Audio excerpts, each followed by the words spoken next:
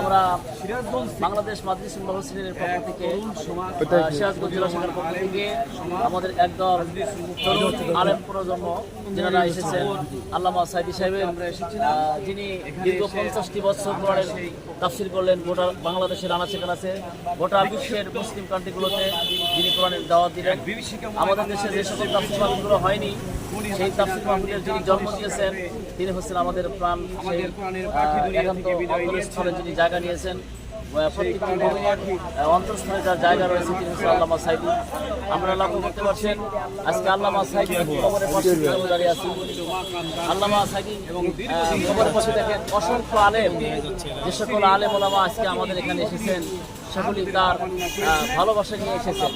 আমরা ওখান থেকে আসার পরেই দেখতে পাচ্ছি যে আমরা যখনই প্রথমে গেছি আমরা বাগেরহাট খানজান আলী সাহেবের মাজারে, সেখানে যা দেখতে পেরেছি অনেক শিরক কার্যকলাপ ছিল বা এখনো কিছুটা আছে তাবিজের ব্যবসা, শিরকি কার্যকলাপ, অথচ তার খবরটা বেঁধে রাখা হয়েছে।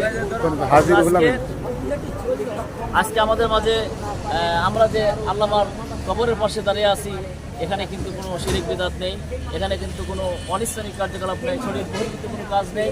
এটা অত্যন্ত সুন্দর চমৎকারভাবে ইসলাম যে শিক্ষাটা দিয়েছেন, যে ওয়াজটা করেছেন, এই ওয়াজটাই কিন্তু আমাদের মাঝে এখানে আপনারা লক্ষ্য করতে পারছেন যে আজকে আমাদের এই দেখেন আমাদের মাজারটা এখানে, কবরটা যেখানে আছেন আল্লামা সাইদি সাহেবের কবর, পাশে আছে তার জ্যেষ্ঠ সন্তান আল্লামা মাওলানা রফিক বিন সাইদি, তার পাশেই আছেন তার পুত্রবধূ, তার কবরটা, তার পাশে আছেন তার বড় ভাই, তার কবরটা রয়েছেন। এখানে আমরা 4টা কবর লক্ষ্য করতে পারছি, যেটাকে পারিবারিক কবরস্থান বলা হয়েছে। আজকে এই কবরস্থানে কিন্তু এমনকি কবরস্থানটা সাজানো হয়নি, উনি যেটা বুঝেছেন কোরআন হাদিসের আলোকে রাসূল করিম সাল্লাল্লাহু আলাইহি সাল্লাম যে দিক নির্দেশনা দিয়েছেন সেই দিক নির্দেশনার আলোকে তিনার কবর কিন্তু সাজানো হয়নি। এখানে কোনো সেজদার জায়গা নেই, যেখানে অত্যন্ত সুন্দরভাবে মানুষ দোয়াই করছেন, এমনকি ওলামা দিন আসছেন। আমরা এখানে আলেম ওলামার সাথে কথা বলছি, সমস্ত আলেম সম্প্রদায় আজকে আমরা এখানে অত্যন্ত চমৎকারভাবে তার কবরটা পরিদর্শন করছি এবং সকলের হৃদয় নাড়া দিচ্ছে একটাই, যদি আজকে থাকতেন, দেশ স্বাধীনতা হয়েছে 5ই আগস্টে, আমাদের তরুণ যুবক ছাত্রদের সমাজে আজকে যদি তিনি থাকতেন, তিনাকে তারা বের করে নিয়ে আসতে পারতেন। আজকে আমরা সেই তরুণ যুবক ছাত্রদের মাঝে তারা নিয়ে আসছে, কিন্তু তাকে পাচ্ছে না।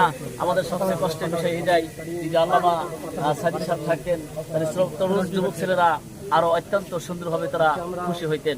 আমরা দোয়া করি আল্লাহ পাক যেন অবশ্যই ওনার রেখে যাওয়া যে দিনটা মানুষের আনাচে কানাচে প্রত্যেকটি মানুষের কাছে পৌঁছে দেওয়া লাগবে, সেই চিন্তা চেতনা নিয়ে আমরা যে আলেম সম্প্রদায়, যেই জন্য আমাদের মুরব্বী সংগঠন বাংলাদেশ জামাত ইসলামীর পক্ষ থেকে বাংলাদেশ মাদ্রাসাতুল মুফাসসিরিন যেটা তৈরি করা হয়েছে, সেই মাদ্রাসাতুল মুফাসসিরিনের পক্ষ থেকে আমরা যেন প্রত্যেকটি মানুষের কাছে দাওয়াত পৌঁছাতে পারি, ওনার রেখে যাওয়া সেই বাকি দিনগুলো আমরা যেন মানুষের কাছে পৌঁছাতে পারি, সেই দিনের দাওয়াত, সেই আহ্বান রেখি আমি আজকের কথা এখানে শেষ করছি। আল্লাহ হাফেজ, আসসালামু আলাইকুম ওয়া রাহমাতুল্লাহ।